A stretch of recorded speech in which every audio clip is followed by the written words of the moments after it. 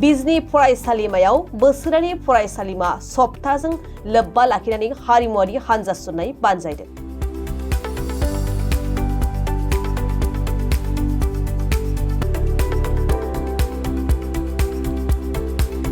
चिरांनि बिजनीयाव थानाय बिजनी फरायसालिमाया 56थि फरायसालिमा सप्तानि मोनसे बाहागो बादियै दिनै जोबथा सानाव हारिमुआरि हानजा सुरनाय हाबाफारि लादों।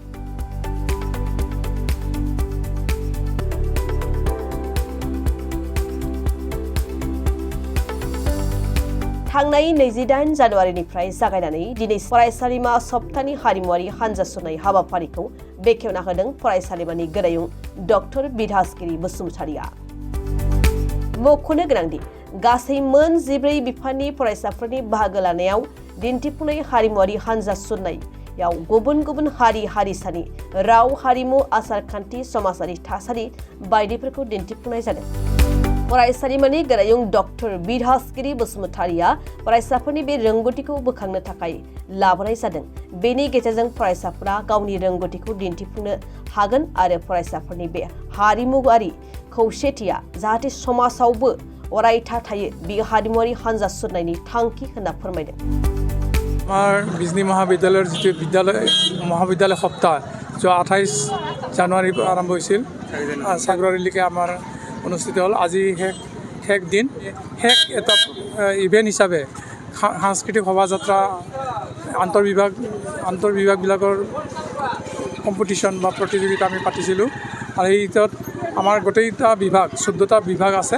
এই 14টা বিভাগে অংশগ্ৰহণ কৰিছে আৰু তাৰ অংশগ্ৰহণৰ মাজেদি ছাত্ৰ ছাত্ৰীসকলে যিখিনি জাতি উপজাতিৰ যিখিনি সাংস্কৃতিক কালচাৰ সেই কালচাৰখিনি তেওঁলোকে উপস্থাপন কৰিছে আৰু এই বিভিন্ন দিশত তেওঁলোকে নিজৰ প্ৰতিভাখিনি বিকাশ কৰাৰ কাৰণে চেষ্টা কৰিছে। আমি বিজনী মহাবিদ্যালয়ৰ ছাত্ৰ ছাত্ৰীসকলক আৰু তেওঁলোকৰ প্ৰতিভাখিনি উলিয়াই অনাৰ কাৰণে প্ৰচেষ্টা হাতত লৈছোঁ আৰু তাৰ মাজেদি নিশ্চয় আমাৰ প্ৰতিভাৱান ছাত্ৰ ছাত্ৰীসকলে নিশ্চয় নিজৰ যিখিনি সফলতা সেই সফলতাখিনি আনিব পাৰিব বুলি আমাৰ বিশ্বাস। গতিকে এইখিনি মহাবিদ্যালয় সপ্তাহৰ এইটো বাণী আৰু সমাজলৈ আমাৰ এটা বাণী পঠিয়াব বিচাৰিছোঁ যে আমাৰ যিটো ছাত্ৰ ছাত্ৰীৰ মাজত সমন্বয় সাংস্কৃতিক সমন্বয় এই সাংস্কৃতিক সমন্বয় যাতে সমাজতো অব্যাহত থাকে তাৰ কাৰণে বিজনী মহাবিদ্যালয়ে প্ৰচেষ্টা অব্যাহত ৰাখিছে। मोनसे गोजोनथाव खौरां गुरुदेव कालीचरण ब्रह्म एकाडेमी काजिगावआव गाव गावनि गथ'खौ सोलोंथाइ लाहोनो गोसो गुदुं बिथांमोननि थाखाय मोनसे मोजां खौरां। क'क्राझार जिल्लानि सिङाव थानाय गुरुदेव कालीचरण ब्रह्म एकाडेमी काजिगावआव गोदानै मुं थिसननाया जागायबाय। गुरुदेव कालीचरण ब्रह्म एकाडेमी काजिगाव फरायसालिया मोनसे बर' बिजों फरायसालि जेराव नोंथाङा नोंथांनि गथ'खौ मोजां सोलोंथाइ लाहोनानै गोजौ फारसे दावगालांहोनो हागोन। गुरुदेव कालीचरण ब्रह्म एकाडेमी काजिगावआव फैगौ 23 जानुवारिनिफ्राय पान्डुलिपि बिलाइनाया जागायगोन आरो मुं थिसननाया फैगौ फेब्रुवारि दाननि 2 अक्ट'निफ्राय जागायगोन।